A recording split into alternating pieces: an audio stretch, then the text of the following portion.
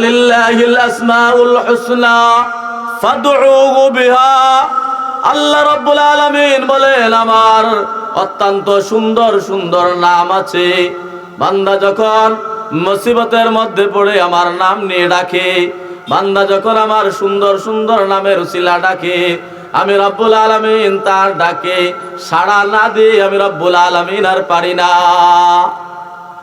এই সূরার মধ্যে রব্বুল আলামিন প্রথম আয়াতের মধ্যে রব্বুল আলামিন উনি যে রব, এই তামাম পৃথিবীর সমস্ত বিষয়কে পালনেওয়ালা, সেই রব সম্পর্কে আল্লাহ রাব্বুল আলামিন পরিচয় দিয়েছেন।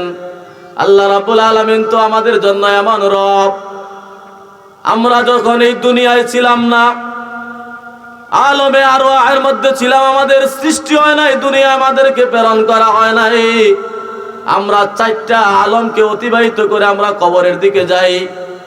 এক নম্বর আলমের মধ্যে আমরা ছিলাম আলমে আরওয়াহের মধ্যে। কোন জায়গায়?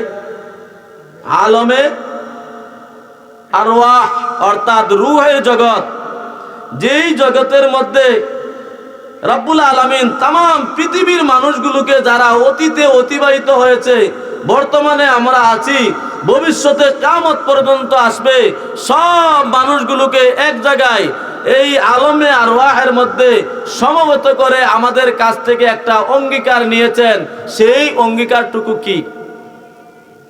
আল্লাহ রাব্বুল আলামিন অঙ্গীকার নিয়েছেন, আলাস্তু বিরাব্বিকুম, আমি কি তোমাদের রব নয়?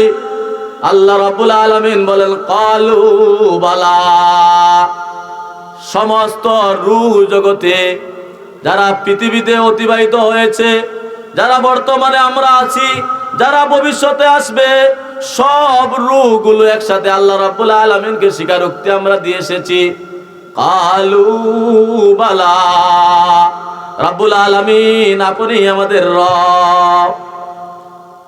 কিন্তু দুনিয়ায় আসার পরে আমরা বিভিন্ন ভাবে আমাদের রবকে আমরা ভুলে যাই, আমাদের রবকে আমরা ভুলে যাই। এই রবকে আমরা ভুলে গিয়ে, আল্লাহকে ভুলে গিয়ে আমরা বিভিন্ন রবের পূজায় লিপ্ত হই, বিভিন্ন রবের কাছে আমরা বিভিন্ন আপনার সাহায্য প্রার্থনা করি। অর্থাৎ আমাদের জিন্দেগিটা যেভাবে ইচ্ছা এইভাবে আমরা চালানো শুরু করি। আল্লাহ রাব্বুল আলামিন এই সূরার প্রথম আয়াতের মধ্যে উনি যে রব পালনেওয়ালা, এই তামাম পৃথিবীবাসীকে এটা আপনার স্বীকারোক্তি আবার স্মরণ করিয়ে দিলেন। আমরা প্রতি ওয়াক্তে নামাজের মধ্যে আল্লাহ রাব্বুল আলামিন যেন রব, আমরা সেই আলমে আরওয়াহের মধ্যে স্বীকারোক্তি দিয়েছিলাম, সেটার আমরা প্রতিদিন আল্লাহর কাছে আমরা স্বীকারোক্তি দেই।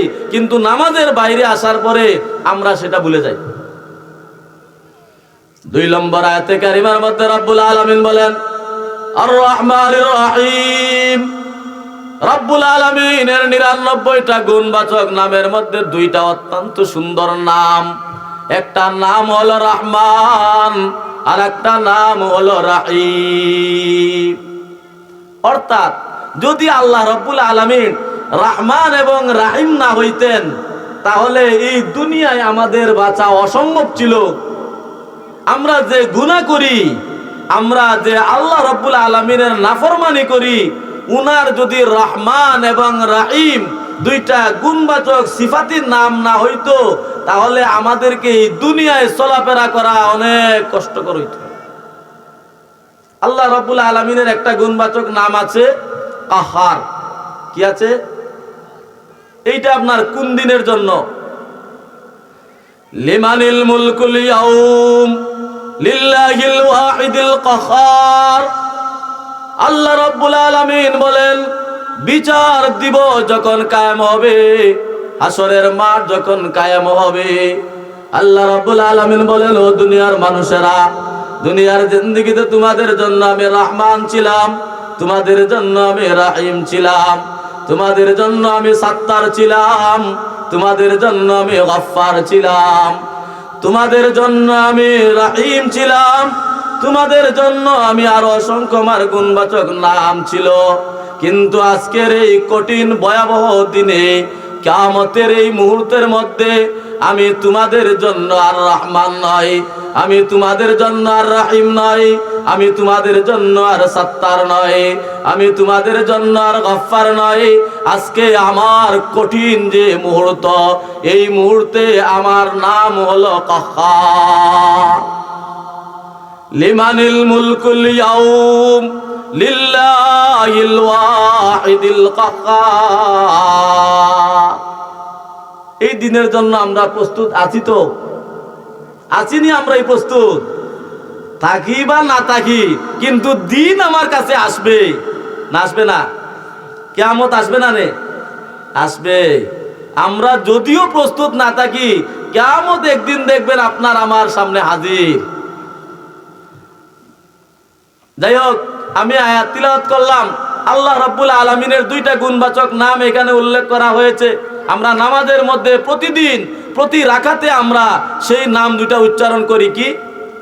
আর রহমানির রহিম।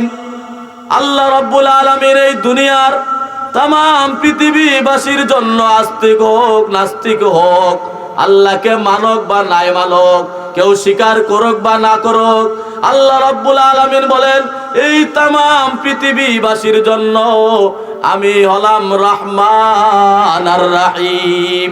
বান্দা যখন নামাজের মধ্যে দুইটা হাত বেঁধে দাঁড়িয়ে আপনার তিলাওয়াত করে আর রহমানির রহিম, আল্লাহ রাব্বুল আলামিন বলেন আমার বান্দার জবাব না দিয়ে আমি পারতেছি না।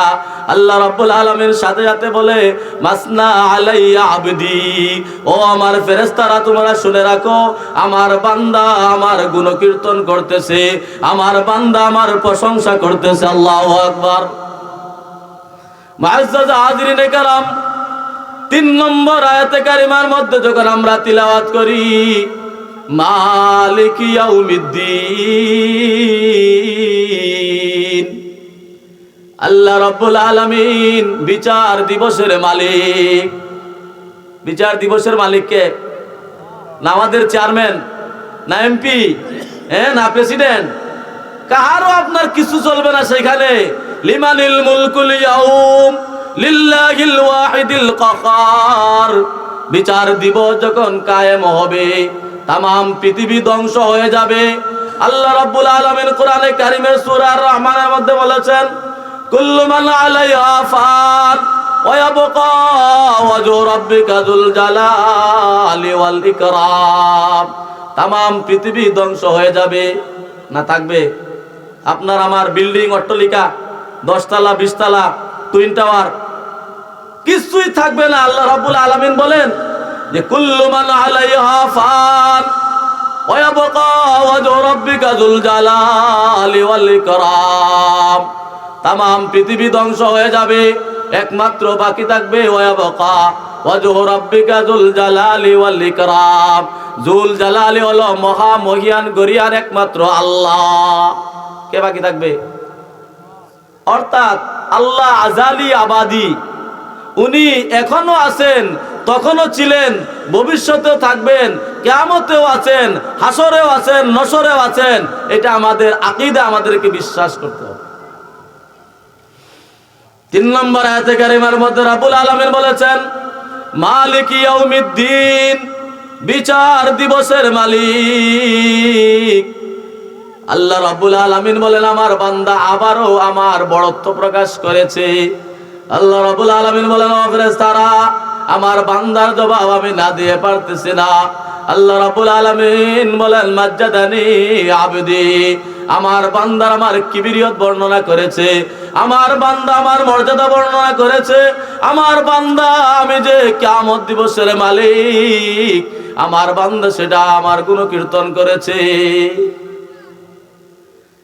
মুআজ্জাজ হাজিরিনে কেরাম, আমরা বিশ্বাস করি এই দুনিয়া ধ্বংস হয়ে যাবে, চন্দ্র সূর্য আকাশ নক্ষত্র যা কিছু আছে সব ধ্বংস হয়ে যাবে।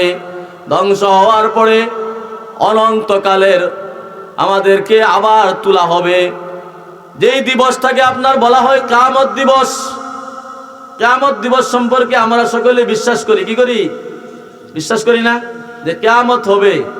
কিন্তু এক শ্রেণীর মানুষ আছে যারা আপনার দিলের মধ্যে আল্লাহর অস্তিত্ব সম্পর্কে তাদের বিশ্বাস নাই, এরা আপনার কিয়ামত সম্পর্কে তাদের মধ্যে দ্বিধাদ্বন্দ্ব আছে।